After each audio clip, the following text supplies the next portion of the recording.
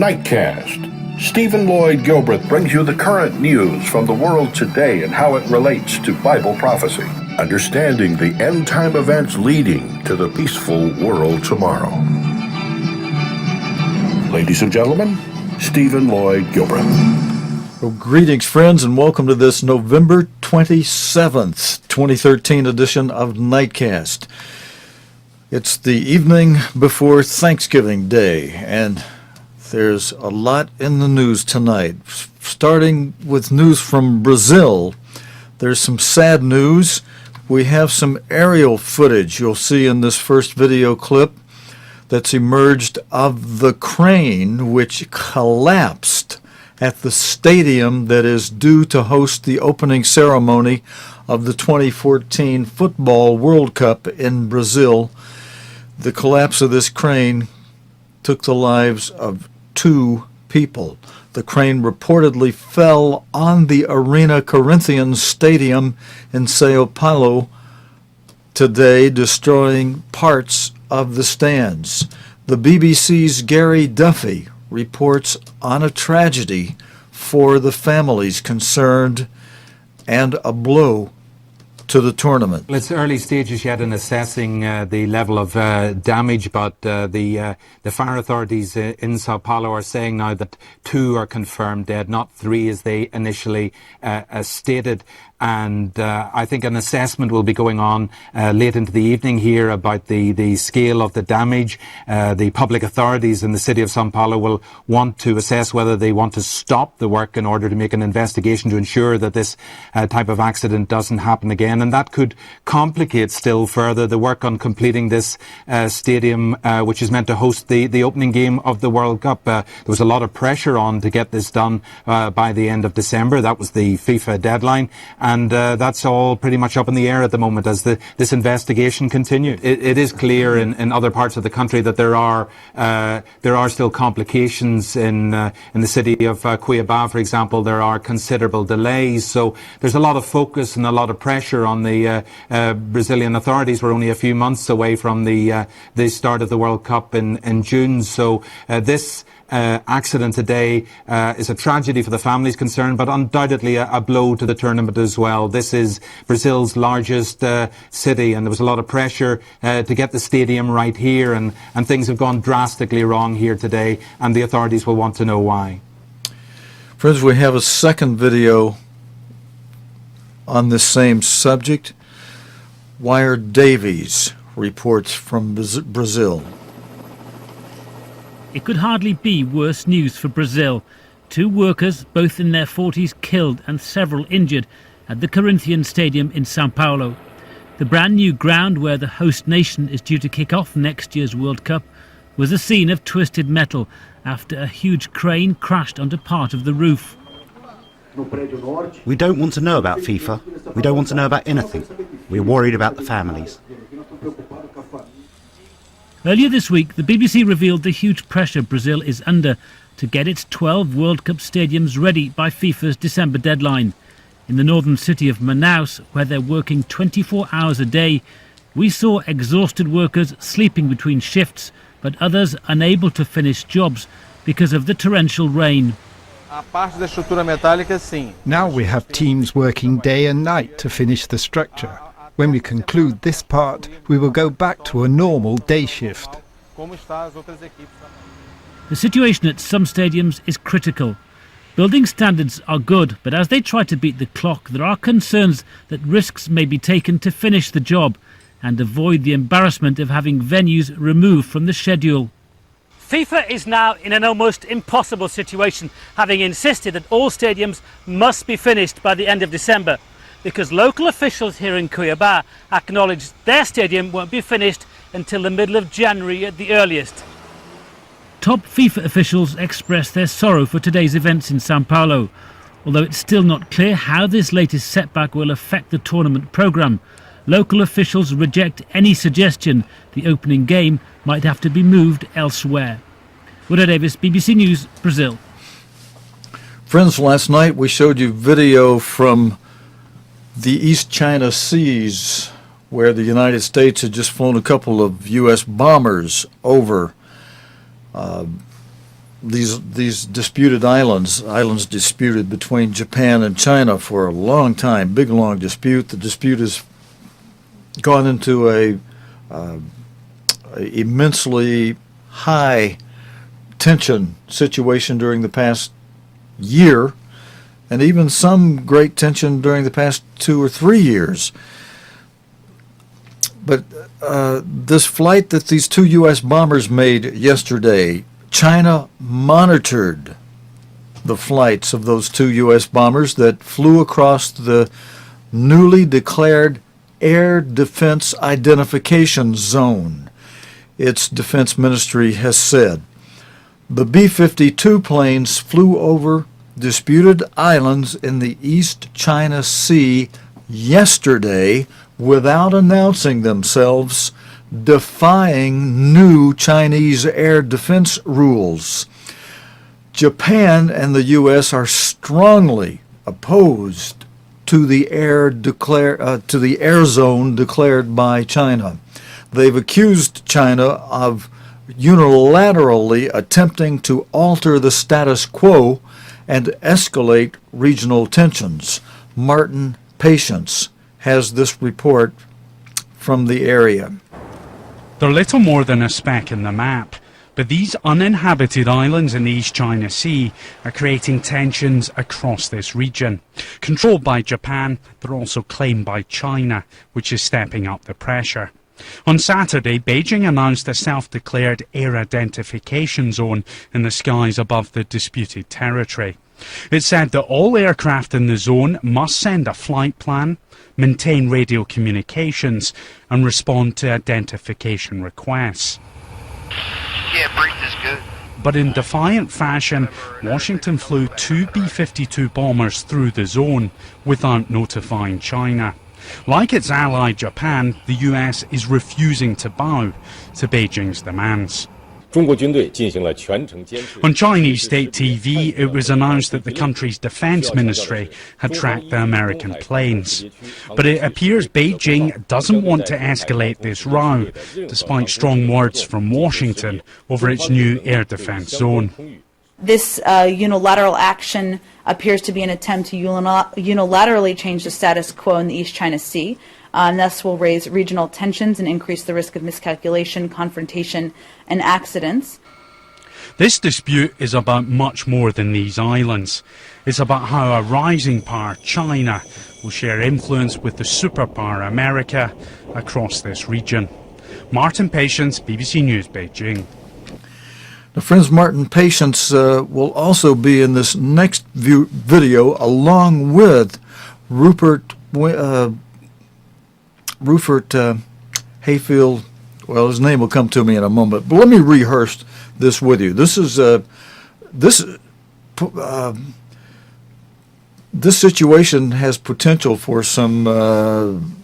Well, you'll even hear the reporters say that in this report. It has some potential for some extreme things to happen. But the disputed islands, we've been showing you video on that for the past year and a half. China's air defense zone move angers Japan. A war of words has broken out between China and Japan over these disputed islands known as the Senkaku Islands in Japan and the Diaoyu Islands in China. Same islands, it's just China calls them the Diaoyu, Japan calls them Senkaku. Japan's Prime Minister Shinzo Abe has described, and he's newly elected within the last year, and when he came into office, he came in with strong words against the United States and taking a pre-World War II posturing. So he totally disregards World War II and the many sacrifices that our fathers, men of the United States, made, and that sacrifices made by men in the UK and other allies fighting the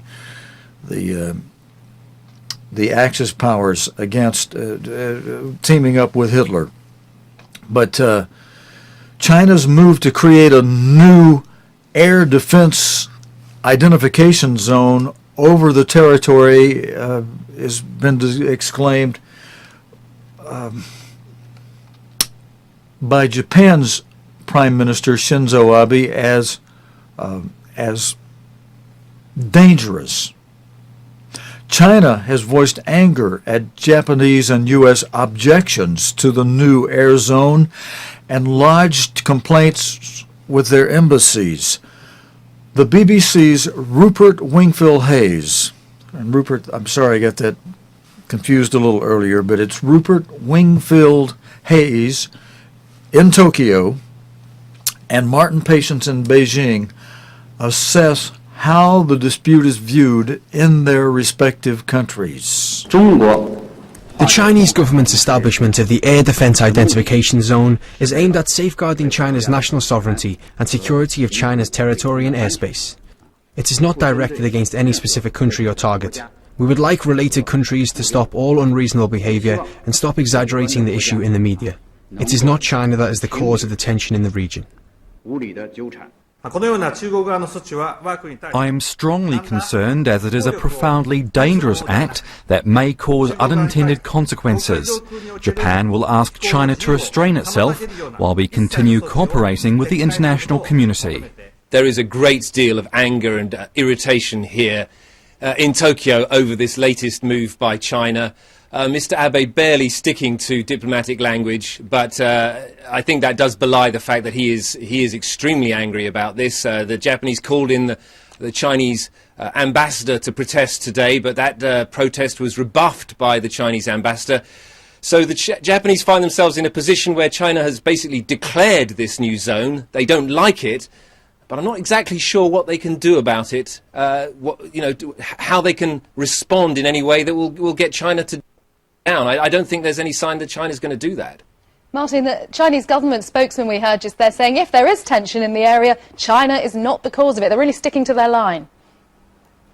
They are very much so sticking to their line. I think what's interesting is that in the last year since President Xi Jinping came to power, we've seen a more muscular, more assertive foreign policy from China in the region. It, of course, has several territorial disputes with its neighbours, the most serious of which is with Japan over these disputed islands in the East China Sea. But there is a real sense here that China, of course, is a rising power. Some would say it's on the road to becoming a superpower, and certainly the Chinese public, China's leadership, they want more respect from its neighbours. And when it comes to Japan, there's no love lost here, particularly over the history, the atrocities carried out by the Japanese military during the Second World War. I think the big question is, how does China enforce this new air defence zone? And second of all, the big concern, the big fear is that a misstep, a miscalculation from either of the sides could trigger a full-blown crisis in the region. Well, friends, let me put our chart up on the screen for just a moment. This story involving this dispute between Japan and China, and the United States now involved in violating China's new air defense identification rule, relates to the second seal of Revelation, the red horse, war and rumors of war. And if you skip ahead over there to number 6, the sixth seal of Revelation, you'll see it on the far right side of our chart. It says the sun and the moon and the stars, the heavenly signs, are something we'll be looking for, but not right away. We'll be looking for that at the end of the fifth seal, the Great Tribulation, which has not yet begun, thankfully.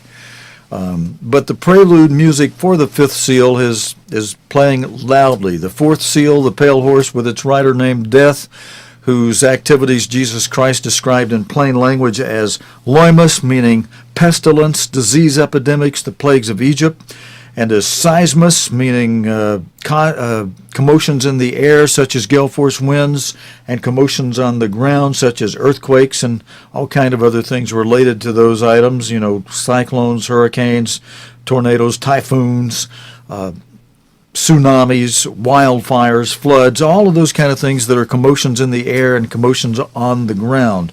That's the prelude, and also terake in the Greek meaning trouble or troubled waters, mobs, seditions, but not the great trouble, not the mega trouble, not the great tribulation of the fifth seal. And although this next story is not the sixth seal, the heavenly signs, nonetheless it relates in a way because there's some beautiful things in the heaven that are going to happen with the stars that is happening. In tonight's news, comet Ison's close encounter with the sun could give astronomers and stargazers a visual treat to be savored, goes the lead-in for this next video report from the BBC. Described as the comet of the century, Ison's loop around the sun has been eagerly awaited, but scientists fear it could break up during its pass. Rebecca Morell has the report in this video. A dazzling visitor from deepest space. The approach of comet Ison has been avidly watched by astronomers, but now this huge ball of ice and rock is entering the solar danger zone. This comet has been on an epic journey. It began at the very edge of our solar system and has been hurtling towards us at more than 1 million kilometers an hour, passing the planets, including our own. Now it's looping around the sun, but will it survive? Ison might follow the path of another comet called Lovejoy. In 2011, as it raced towards the sun, the intense gravitational field and fierce heat ripped it apart. But Ison's large size could protect it. The heat could ignite the dust and gas in its core, allowing it to blaze a trail across the night skies. It would be visible in the northern hemisphere in early December. At the optimistic end, it's visible to the naked eye that if you get a pair of binoculars, you can see both the comet's head, the coma, and a nice long tail coming from that. That would be a really good comet. It'll be a comet if it's like that you have to get up early in the morning to see, but nonetheless it would be a pretty good one by the standards of these things. This close encounter is a chance to study one of the oldest objects in our solar system up close, and space telescopes are trained on the comet. But these recent NASA images suggest Ison is buckling under the heat. Stargazers will have to wait to find out if it lives up to its billing as the comet of the century. Rebecca Morell, BBC News. And friends, going to news next from Germany. After 17 hours of tense negotiations in Germany, Chancellor Angela Merkel's Conservatives have agreed to enter a coalition with the center-left Social Democratic Party, the SDP. Ms. Merkel's CDU party fell just short of an outright majority in September's election when its liberal partner won no seats. Stephen Evans reports from Berlin.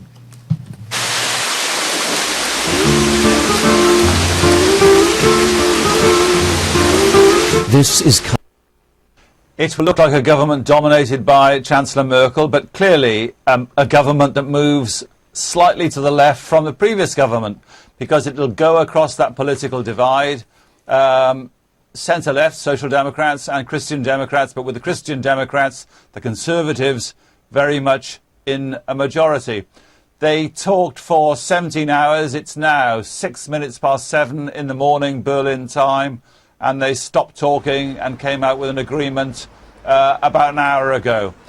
What will it mean for people outside Germany? It may mean a little bit more spending by the German government. So if you're in Greece wondering whether the European economy will start to grow a bit faster, the chances are that it may grow a little bit faster, a bit quicker, but not a radical change. In terms of German politics, the SPD have got a minimum wage in Germany out of it, and Chancellor Merkel's got an agreement from them that taxes won't go up. So broad economic policy will stay the same, but maybe a shift towards a little bit more public spending. Steve, now, it took 17 hours for them to finally sort this thing out. But in terms of announcing a government, getting a government, they say by Christmas, how quickly do you think really they can sort that bit out? Well, the fly in the ointment here is that the thing has to go to the membership of the Social Democrats.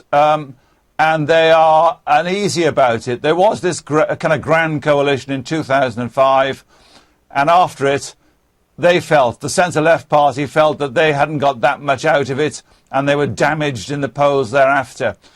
Having said all that, the leadership, the people who did the deal last night, will go to the membership and say, look, low-paid workers in Germany will get a minimum wage. You can't turn that one down. The retirement age will come down. And what the leadership will say again to the membership is, you can't turn that one down either. So the chances are that the membership of the SPD will ratify the thing, but it's not certain. Okay, friends, next we go to Moscow, where a huge pavilion in the shape of a suitcase that was erected in the Russian capital, Moscow, has drawn criticism from officials and the public. Officials have ordered the building, which houses an exhibition dedicated to the history of a certain luggage company, to be removed from Red Square. Olga Ivshina reports from Moscow. This huge suitcase appeared on Red Square just a few days ago, but raised a lot of discussions. It was due to house an exhibition devoted to the history of Louis Vuitton luggage. The company underlined this was a non-profit project aimed to raise money for one of the charities. However, some of Russian lawmakers disagreed. They said Red Square was a sacred place for Russian state and could not be trivialized. Some people just joked. For example, bloggers noticed that this huge suitcase is situated just a few steps away from the Moscow Kremlin, and they even tried to guess who was going on trip. However, it seems that the Kremlin itself has taken it serious. The presidential administration demanded the suitcase to be removed from Red Square as soon as possible. And it seems that some works are already going on.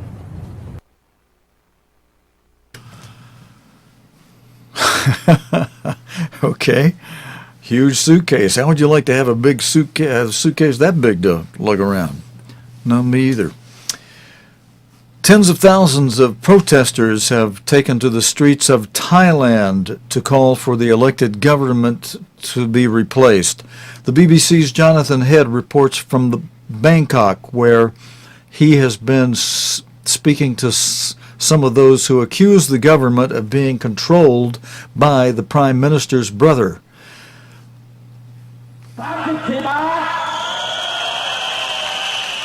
The anti-Thaksin army has moved on again, this time to the headquarters of Thailand's version of the FBI. Once again, they were allowed to occupy it. The government strategy seems to be to let the protesters go where they want, in the hope that they eventually run out of steam. Most of these people would like nothing better than to overthrow the entire political system of Thailand, but just look at them. They don't look much like revolutionaries, and most of them, they come from all walks of life. They've got jobs, they've got families, they've been coming down here every day to support this movement. Now, there are millions of Thais who disagree profoundly with what they're doing, but there's also an awful lot of passion and sincerity behind this movement, as I found out when I spoke to a woman called Vichara Kasemsa.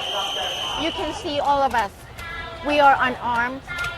We have no political power to negotiate with them. The only thing we have here is our heart and our love for the country and the king. That's all. But you know there are millions of people who still support the government very passionately. They feel just as strongly as you do. And they're Thai people too, aren't they? Yeah, they're Thai people too. And it's common. It's everywhere in the world. You know, you have pros and cons. The only difference is knowledge. If you would go and talk to those people, not even one 0.1% of them know exactly who Thaksin Shinawatra is. Just go and question them. It's been 8 years since people began protesting against Thaksin, then the most powerful Prime Minister Thailand had ever known. It's been 5 years since he left the country, and still he divides it irreconcilably. Jonathan Head, BBC News, Bangkok. Friends, we gave you all the volume we could pull out of that video, so I hope you could hear it all right. In our next video clip, the ex-prime minister is being compared to Mussolini. Italy's Senate has voted to expel ex-prime minister Silvio Berlusconi from Parliament with immediate effect over his conviction for tax fraud. Mr. Berlusconi, who has dominated politics for 20 years, could now face arrest over other criminal cases as he has lost his immunity from prosecution. He told supporters in Rome it was a day of mourning for democracy. Alan Johnston in Rome says Mr.